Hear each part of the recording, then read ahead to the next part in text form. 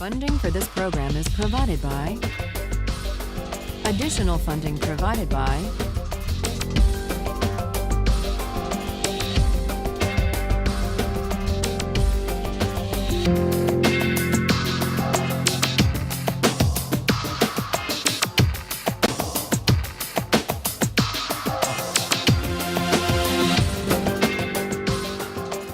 When we finished last time, we were looking at John Stuart Mill's attempt to reply to the critics of Bentham's utilitarianism. In his book, Utilitarianism, Mill tries to show that critics to the contrary, it is possible within the utilitarian framework to distinguish between higher and lower pleasures. It is possible to make qualitative distinctions of worth, and we tested that idea with the Simpsons and the Shakespeare excerpts. And the results of our experiment seem to call into question Mill's distinction, because a great many of you reported that you prefer the Simpsons, but that you still consider Shakespeare to be the higher or the worthier pleasure. That's the dilemma with which our experiment confronts Mill. What about Mill's attempt to account for the specially weighty character of individual rights and justice in Chapter 5 of Utilitarianism? He wants to say that individual rights are worthy of special respect. In fact, he goes so far as to say that justice is the most sacred part and the most incomparably binding part of morality. But the same challenge could be put to this part of Mill's defense. Why is justice the chief part and the most binding part of all morality? Well, he says because in the long run, if we do justice and if we respect rights, society as a whole will be better off in the long run. Well, what about that? What if we have a case where making an exception and violating individual rights actually will make people better off in the long run? Is it all right then to use people? And there's a further objection that could be raised against Mill's case for justice and rights. Suppose the utilitarian calculus in the long run works out as he says it will, such that respecting people's rights is a way of making everybody better off in the long run. Is that the right reason? Is that the only reason to respect people?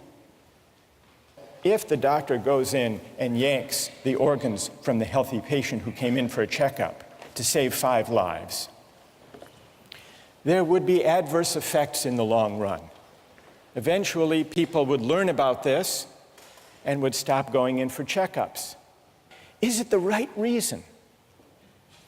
Is the only reason that you as the doctor won't yank the organs out of the healthy patient that you think, well, if I use him in this way, in the long run, more lives will be lost? Or is there another reason, having to do with intrinsic respect for the person as an individual? And if that reason matters, then it's not so clear that even Mill's utilitarianism can take account of it. Fully to examine these two worries or objections to Mill's defense, we need to push further. And we need to ask, in the case of higher or worthier pleasures, are there theories of the good life that can provide independent moral standards for the worth of pleasures? If so, what do they look like? That's one question. In the case of justice and rights, If we suspect that Mill is implicitly leaning on notions of human dignity or respect for a person that are not, strictly speaking, utilitarian, we need to look to see whether there are some stronger theories of rights that can explain the intuition, which even Mill shares, the intuition that the reason for respecting individuals and not using them goes beyond even utility in the long run. Today we turn to one of those strong theories of rights. Strong theories of rights say individuals matter not just as instruments to be used for a larger social purpose or for the sake of maximizing utility. Individuals are separate beings with separate lives worthy of respect. And so it's a mistake, according to strong theories of rights, it's a mistake to think about justice or law by just adding up preferences and values. The strong rights theory we turn to today is libertarianism. Libertarianism takes individual rights seriously. It's called libertarianism because it says the fundamental individual right is the right to liberty. Precisely because we are separate individual beings, we're not available to any use that the society might desire or devise. Precisely because we are individual, separate human beings, we have a fundamental right to liberty. And that means a right to choose freely, to live our lives as we please, provided we respect other people's rights to do the same. That's the fundamental idea. Robert Nozick, one of the libertarian philosophers we read for this course, puts it this way: individuals have rights. So strong and far-reaching are these rights that they raise the question of what, if anything, the state may do. So what does libertarianism say about the role of government or of the state? Well, there are three things that most modern states do that, on the libertarian theory of rights, are illegitimate, are unjust. One of them is paternalist legislation. That's passing laws that protect people from themselves. Seatbelt laws, for example, or motorcycle helmet laws. The libertarian says it may be a good thing if people wear seatbelts, but that should be up to them. And the state, the government, has no business coercing them, us, to wear seatbelts by law. It's coercion. So no paternalist legislation, number one. Number two, no morals legislation. Many laws try to promote the virtue of citizens or try to give expression to the moral values of the society as a whole. Libertarians say that's also a violation of the right to liberty. Take the example of, well, a classic example of legislation offered in the name of promoting morality, traditionally, have been laws that prevent sexual intimacy between gays and lesbians. The libertarian says, nobody else is harmed, nobody else's rights are violated, so the state should get out of the business entirely of trying to promote virtue or to enact morals legislation. And the third kind of law or policy that is ruled out on the libertarian philosophy is any taxation or other policy that serves the purpose of redistributing income or wealth from the rich to the poor. Redistribution is a kind, if you think about it, says the libertarian, is a kind of coercion.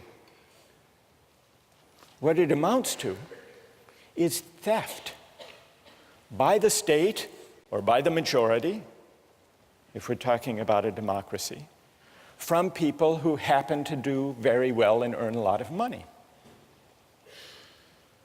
Now, Nozick and other libertarians allow that there can be a minimal state that taxes people for the sake of what everybody needs, the national defense, police force, judicial system to enforce contracts and property rights, but that's it. Now, I want to get your reactions to this third feature of the libertarian view. I want to see who among you agree with that idea and who disagree and why.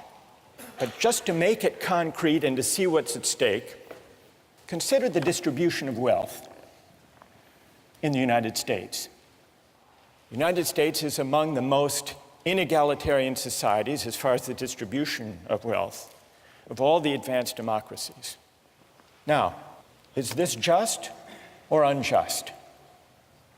Well, what does the libertarian say? The libertarian says, you can't know just from the facts I've just given you. You can't know whether that distribution is just or unjust. You can't know just by looking at a pattern or a distribution or a result whether it's just or unjust. You have to know how it came to be. You can't just look at the end state or the result. You have to look at two principles. The first he calls justice in acquisition, or in initial holdings. And what that means simply is, did people get the things they used to make their money fairly? So we need to know, was there justice in the initial holdings? Did they steal the land or the factory or the goods that enabled them to make all that money? If not, if they were entitled to whatever it was that enabled them to gather the wealth, the first principle is met. The second principle is, did the distribution arise from the operation of free consent? People buying and trading on the market. As you can see, the libertarian idea of justice corresponds to a free market conception of justice. Provided people got what they used fairly, didn't steal it, and provided the distribution results from the free choice of individuals buying and selling things, the distribution is just. And if not, it's unjust. So let's, in order to fix ideas for this discussion, take an actual example. Who's the wealthiest person in the United States? Wealthiest person in the world? Bill Gates. It is. That's right. Here he is. You'd be happy too. Now, what's his net worth? Anybody have any idea? That's a big number. During the Clinton years, remember there was a controversy. Donors, big campaign contributors, were invited to stay overnight in the Lincoln bedroom at the White House. I think if you contributed $25,000 or above, someone figured out at the median contribution that got you invited to stay a night in the Lincoln bedroom, Bill Gates could afford to stay in the Lincoln bedroom every night for the next 66,000 years.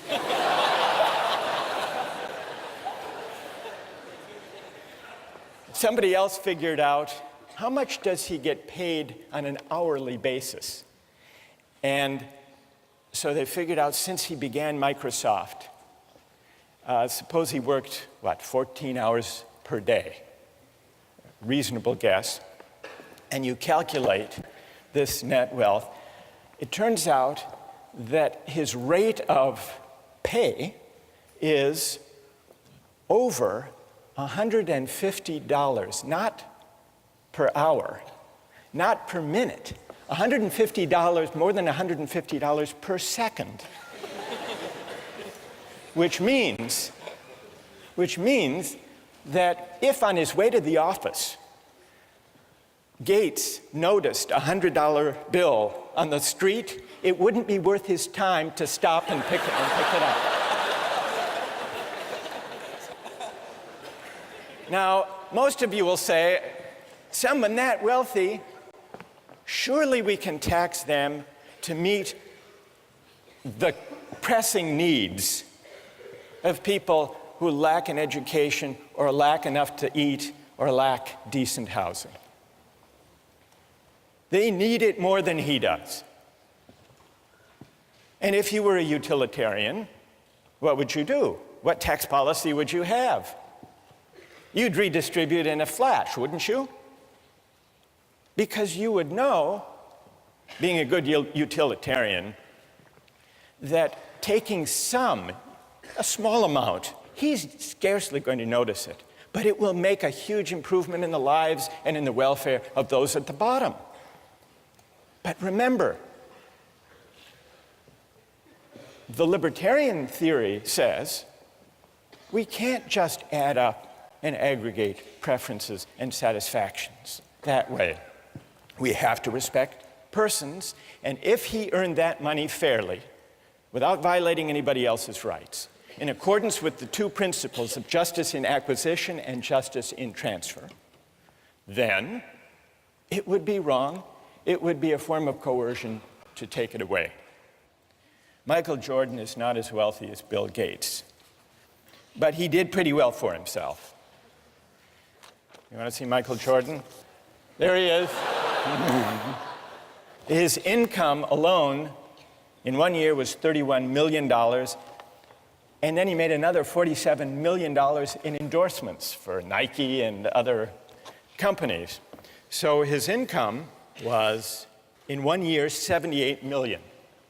To require him to pay, let's say, a third of his earnings to the government to support good causes like food and healthcare and housing and education for the poor, that's coercion. That's unjust. That violates his rights. And that's why redistribution is wrong. Now, how many agree with that argument? Agree with the libertarian argument that redistribution for the sake of trying to help the poor is wrong? And how many disagree with that argument? All right, let's begin with those who disagree. What's wrong with the libertarian case against redistribution? Yes. I think these people like Michael Jordan have received, we're talking about working within a society, and they received a larger gift from the society, and they have a larger obligation in return to give that through redistribution. You know, you can say that Michael Jordan may work just as hard as someone who works, you know, doing laundry 12 hours, 14 hours a day, but he's receiving more. I don't think it's fair to say that, you know, it's all on his, you know, inherent, you know, hard work. All right.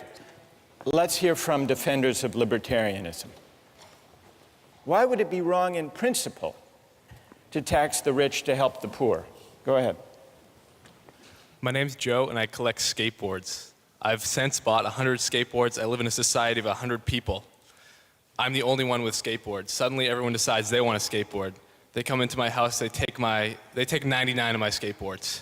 I think that is unjust.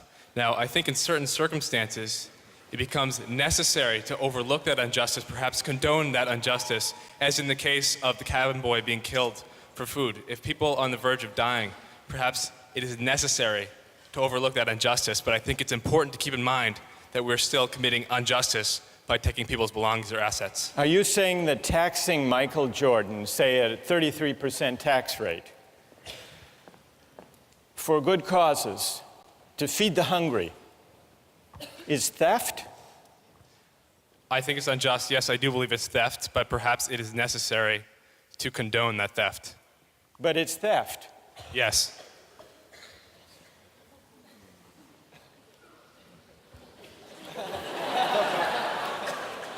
Why is it theft, Joe?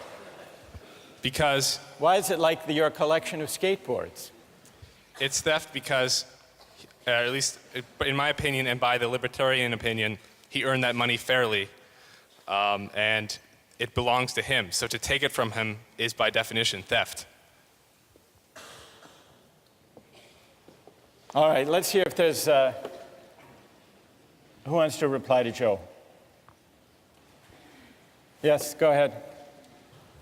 I don't think this is necessarily a case in which you have 99 skateboards and the government, or you have 100 skateboards and the government's taking 99 of them.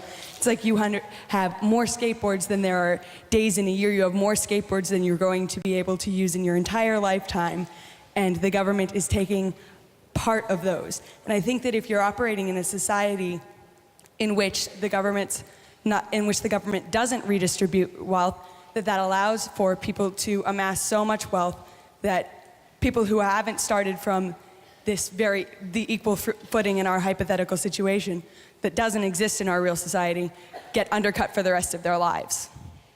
So you're worried that if there isn't some degree of redistribution, if some are left at the bottom, there will be no genuine equality of opportunity. All right? The idea that taxation is theft. Nozick takes that point one step further. He agrees that it's theft. He's more demanding than Joe. Joe says it is theft. Maybe in an extreme case it's justified. Maybe a parent is justified in stealing a loaf of bread to feed his or her hungry family. So Joe is what would you call yourself, a compassionate quasi-libertarian?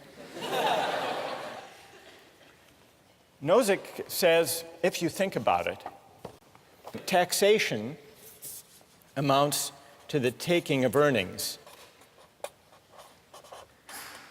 In other words, it means taking the fruits of my labor.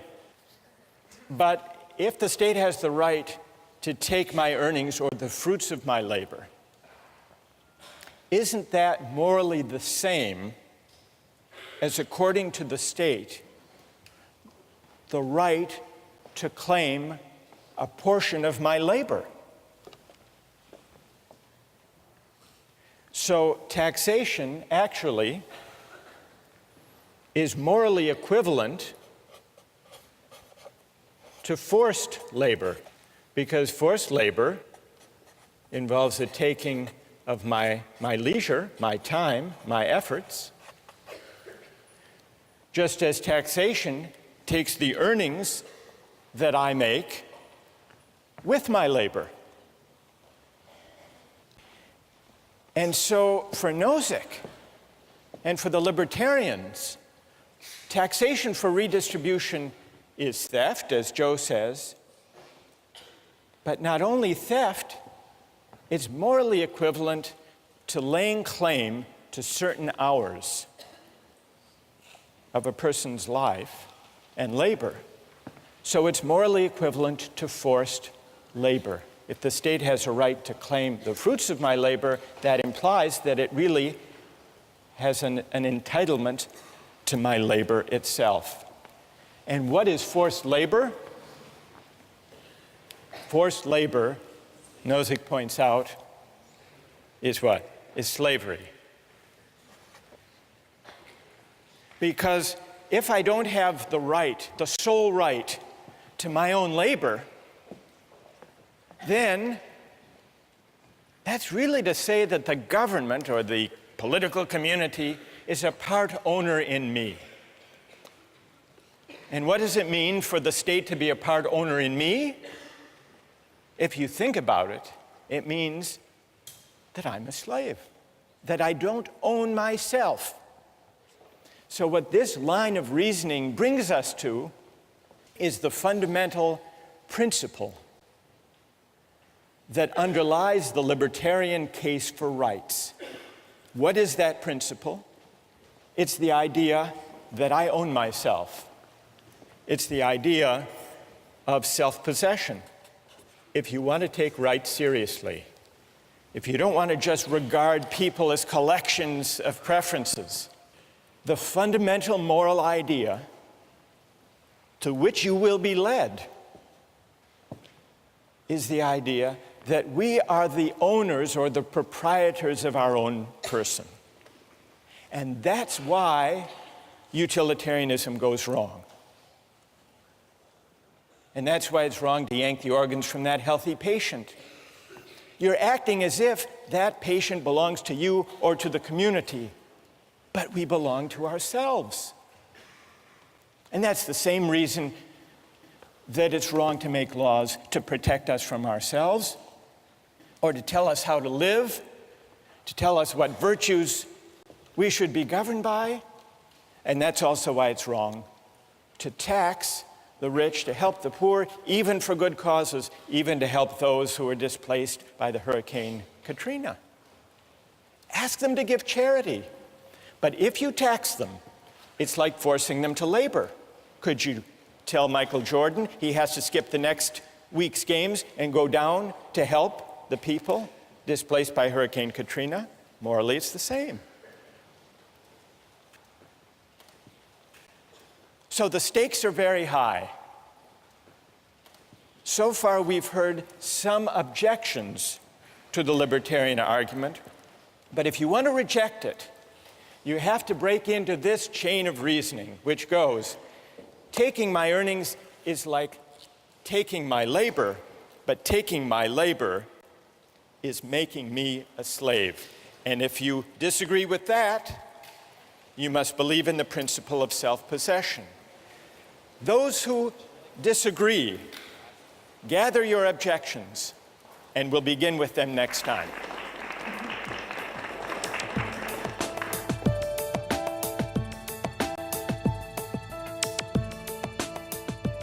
Anyone like to take up that point? Yes. I feel like when you live in a society, you give up that right. I mean, technically, if I want to personally go out and kill someone because they offend me, that is self-possession. Because I live in a society, I cannot do that.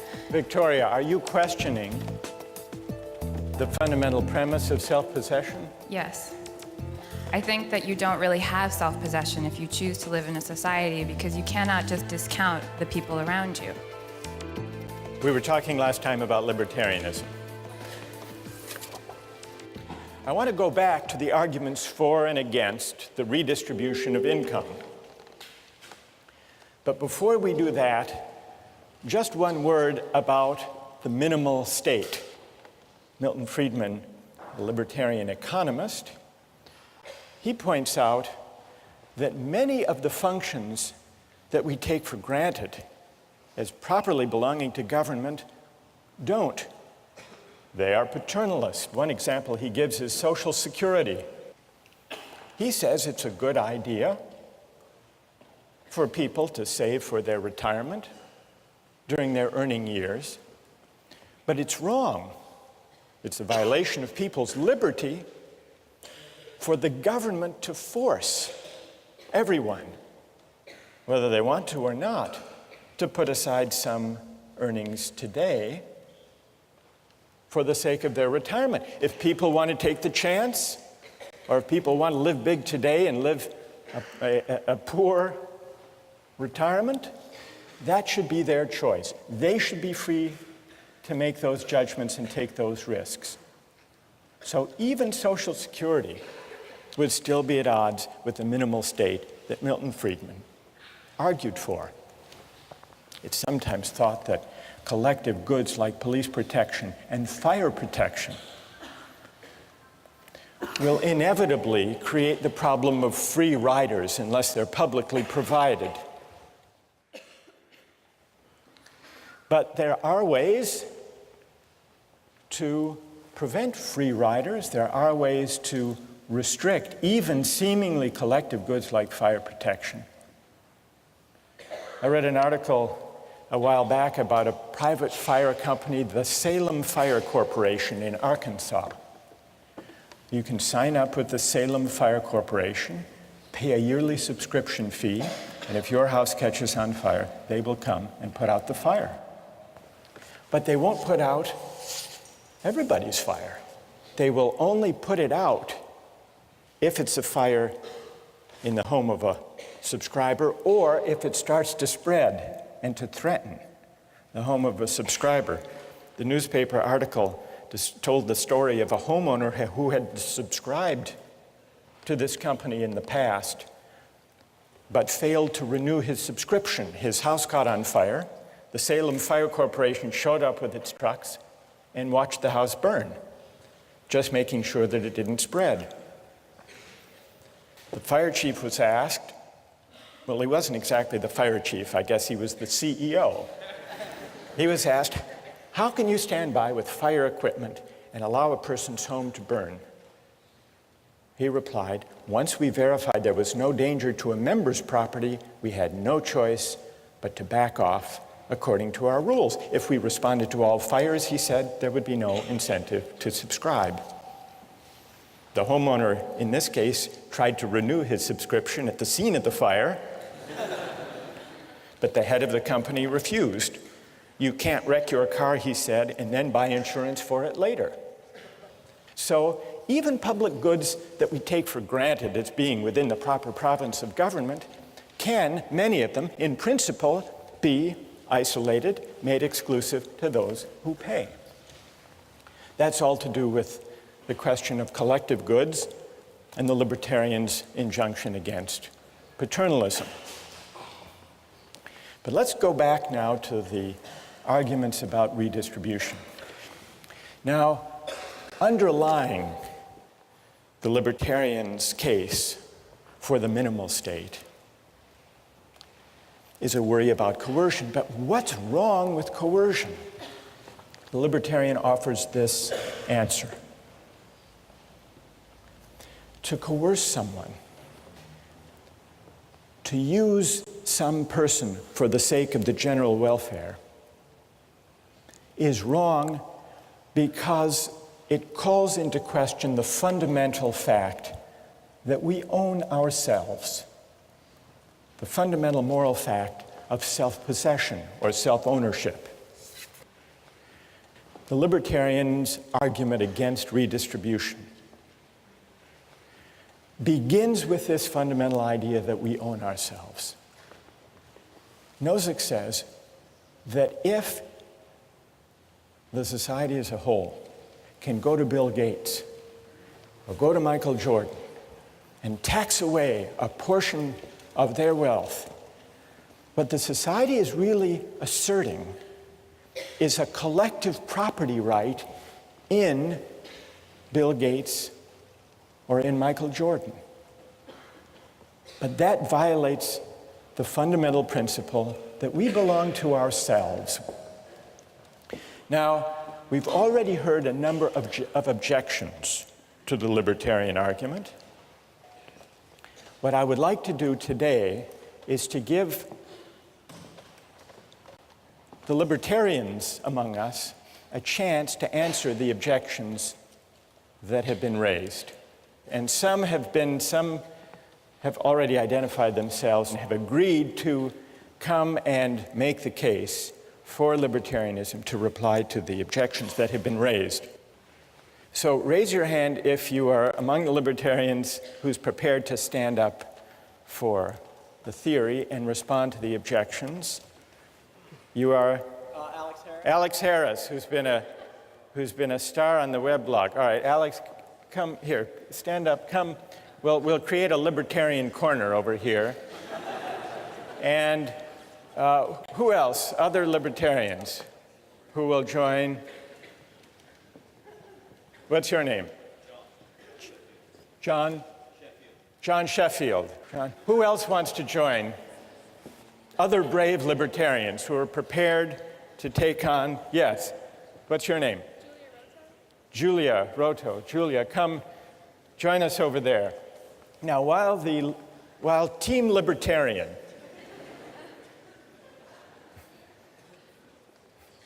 Julia, John, Alex. While Team Libertarian is gathering over there, let me just summarize the main objections that I've heard in class and on the website. Objection number one. And here, I'll come down to, I want to talk to Team Libertarian over here. So, objection number one is that the poor need the money more. That's an obvious objection. A lot more than do Bill Gates and Michael Jordan. Objection number two, it's not really slavery to tax, because at least in a democratic society, it's not a slaveholder, it's Congress. It's a democratic, you're smiling, Alex, already. You're confident you can reply to all of these? So, taxation by consent of the governed is not coerced. Third, some people have said, don't the successful, like Gates, owe a debt to society for their success that they repay by paying taxes? Who wants to respond to the first one? The poor need the money more. All right. And you're? John. John. All right, John. What's the answer? Here, I'll hold it. All right. The poor need the money more. That's quite obvious. I could use the money. You know, I certainly wouldn't mind if Bill Gates gave me $1 million. I mean, I'd take 1,000. But at some point, you have to understand that the benefits of redistribution of wealth don't justify the initial violation of the property right. If you look at the argument, the poor need the money more, at no point in that argument do you contradict the fact that we've extrapolated from agreed upon principles that people own themselves. We've extrapolated that people have property rights. And so whether or not it would be a good thing or a nice thing, or even a necessary thing for the survival of some people, we don't see that that justifies the violation of the right that we've logically extrapolated. Good, okay. And so that also, I mean, there still exists this institution of like individual philanthropy. Milton Friedman makes this argument. All right, so Bill Gates can give to charity if he wants to. Right. But it would still be wrong to coerce him. Exactly. To meet the needs of the poor. Exactly. Are the two of you happy with that reply? Anything to add? All right. Go ahead, Julie. I think, Julia, yes. Julia. I think I could also add, I guess I could add that there's a difference between needing something and deserving something. I mean, in an ideal society, everyone's needs will be met, but here we're arguing what do we deserve as a society. And, yeah. And the poor don't deserve the benefits that would flow from taxing Michael Jordan to help them. Based on what we've come up with here, I don't think you deserve something like that. All right, let me push you a little bit on that, Julia. The victims of Hurricane Katrina are in desperate need of help. Would you say that they don't deserve help that would come from the federal government through taxation? Okay, that's a difficult question. I think this is a case where they need help, not deserve it. But I think, again, if you hit a certain level of requirements to reach sustenance, you're going to need help. Like if you don't have food or a place to live, that's a case of need. So need is one thing, and desert is another. Exactly. All right. Who would like to reply?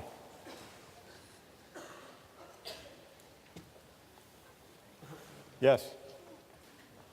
Going back to the first point that he made about the property rights of the individual, the property rights are established and enforced by the government, which is a democratic government, and we have representatives who enforce those rights. If you live in a society that operates under those rules, then it should be up to the government to decide how those resources that come out through taxation are distributed, because it is through the consent of the government. And if you disagree with it, you don't have to live in that society where that operates. All right, good. So, and tell me your name. Raul? Raul is pointing out, actually Raul is invoking point number 2.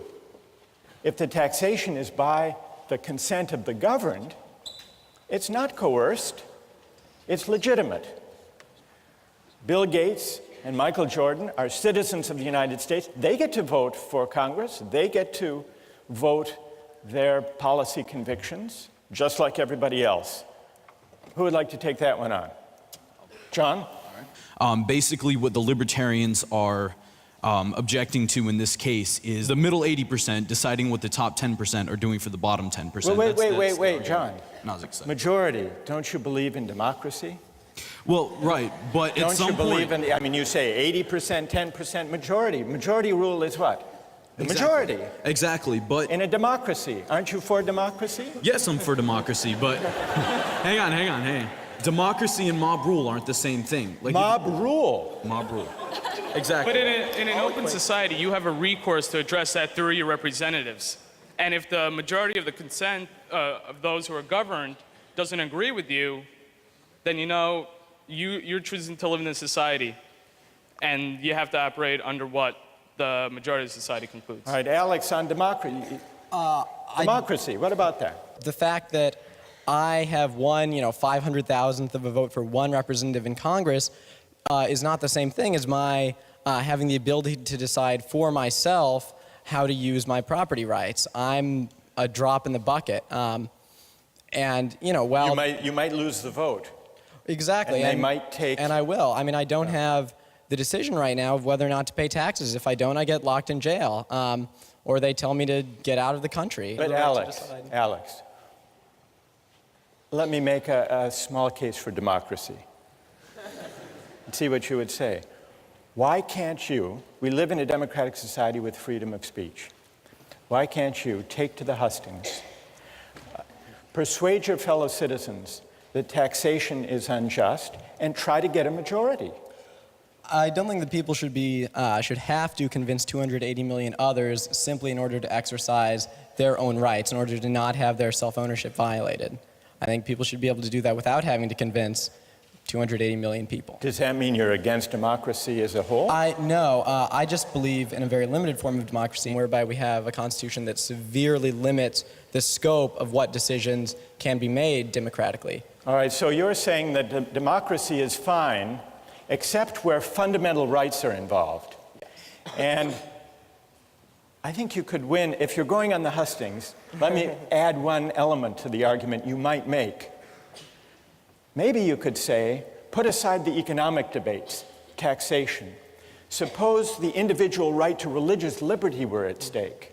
Then, Alex, you could say on the hustings, surely you would all agree that we shouldn't put the right to individual liberty up to a vote. Yeah, that's exactly right. And that's why we have constitutional amendments and why we make it so hard to amend our Constitution. So you would say that the right to private property, the right of Michael Jordan to keep all the money he makes, at least to protect it from redistribution, is the same kind of right with the same kind of weight as the right to freedom of speech, the right to religious liberty, rights that should trump what the majority wants. Absolutely. The reason why we have a right to free speech is because we have a right to own ourselves, to exercise our voice in any way that we choose. All right, good.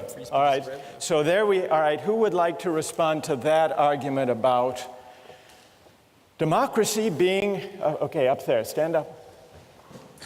I think comparing religion and economics, it's not the same thing. The reason why Bill Gates was able to make so much money is because we live in an economically and socially stable society.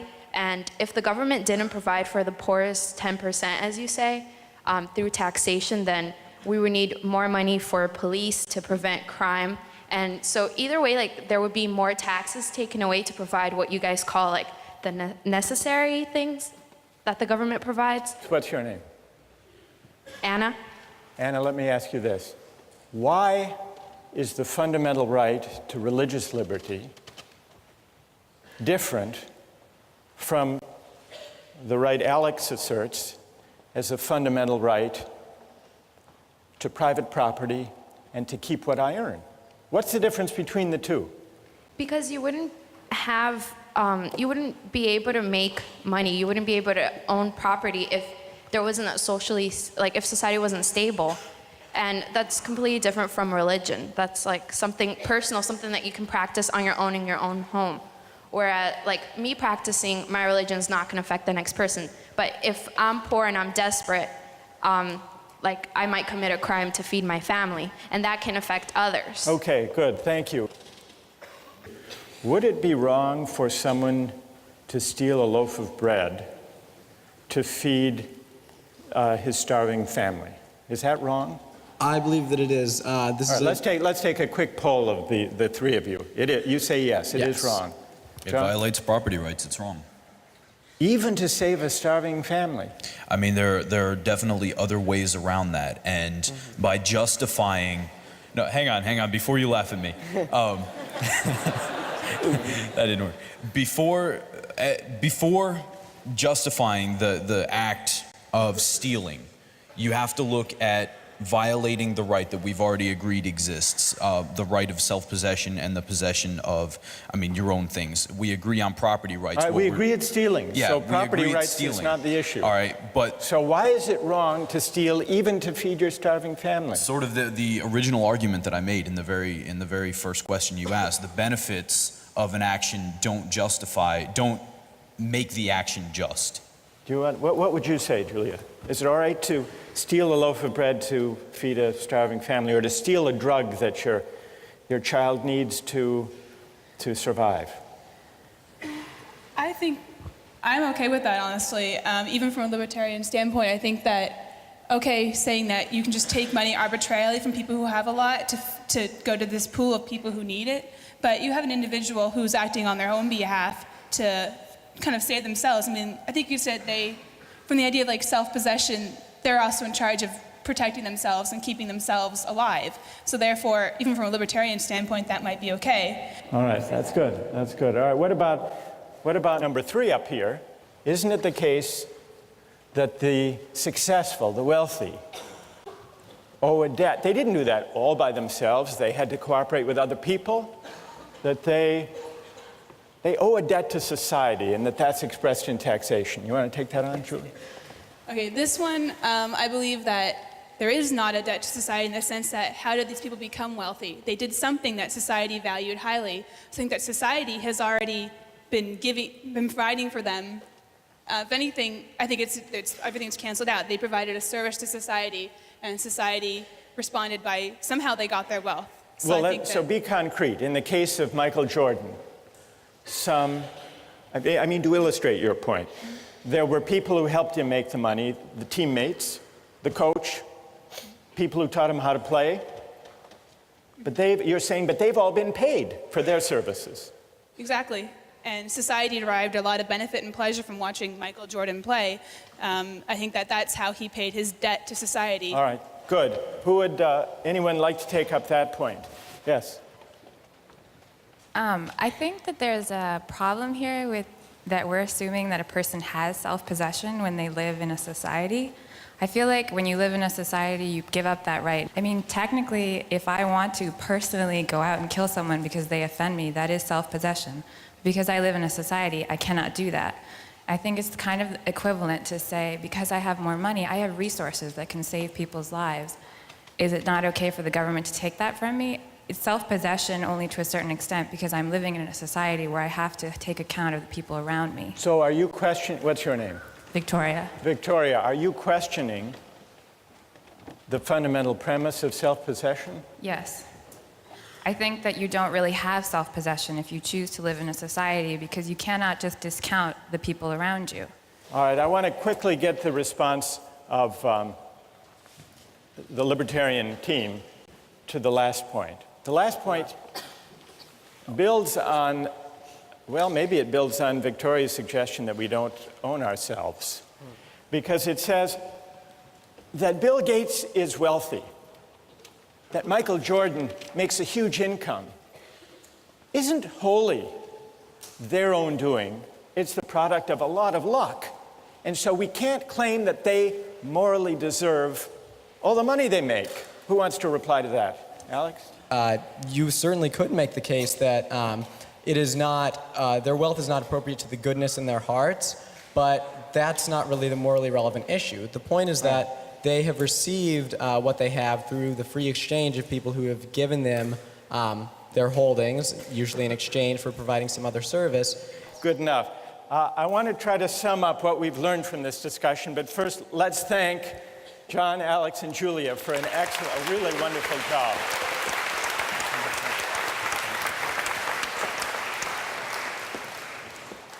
Toward the end of the discussion just now, Victoria challenged the premise of this line of reasoning, this libertarian logic.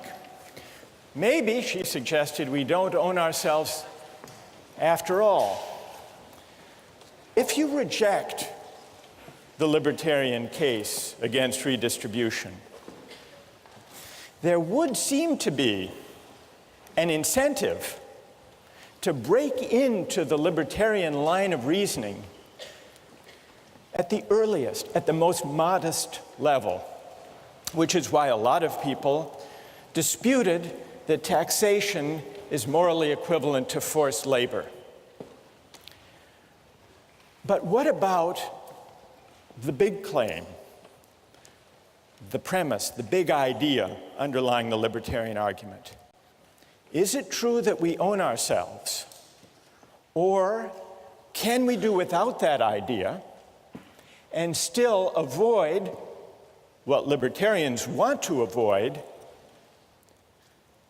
creating a society and an account of justice where some people can be just used for the sake of other people's welfare or even for the sake of the general good? Libertarians combat the utilitarian idea of using people as means for the collective happiness by saying the way to put a stop to that utilitarian logic of using persons is to resort to the intuitively powerful idea that we are the proprietors of our own person. That's Alex and Julia and John and Robert Nozick. What are the consequences for a theory of justice and an account of rights of calling into question the idea of self-possession?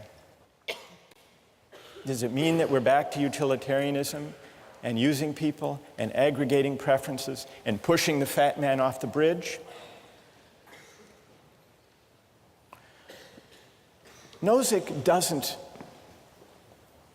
himself fully develop the idea of self-possession. He borrows it from an earlier philosopher, John Locke.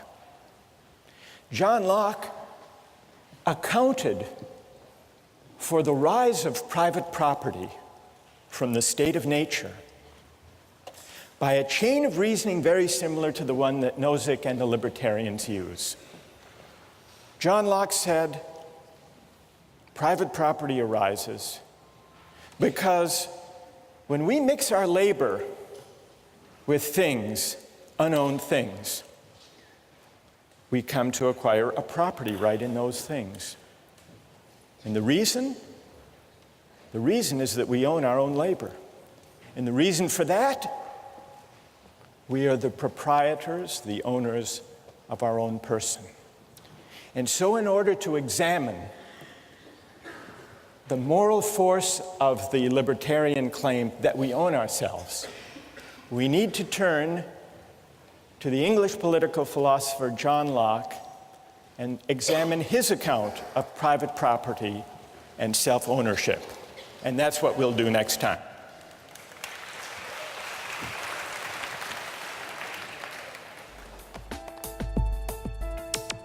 Don't miss the chance to interact online with other viewers of Justice. Join the conversation, take a pop quiz, watch lectures you've missed, and learn a lot more. Visit justiceharvard.org. It's the right thing to do.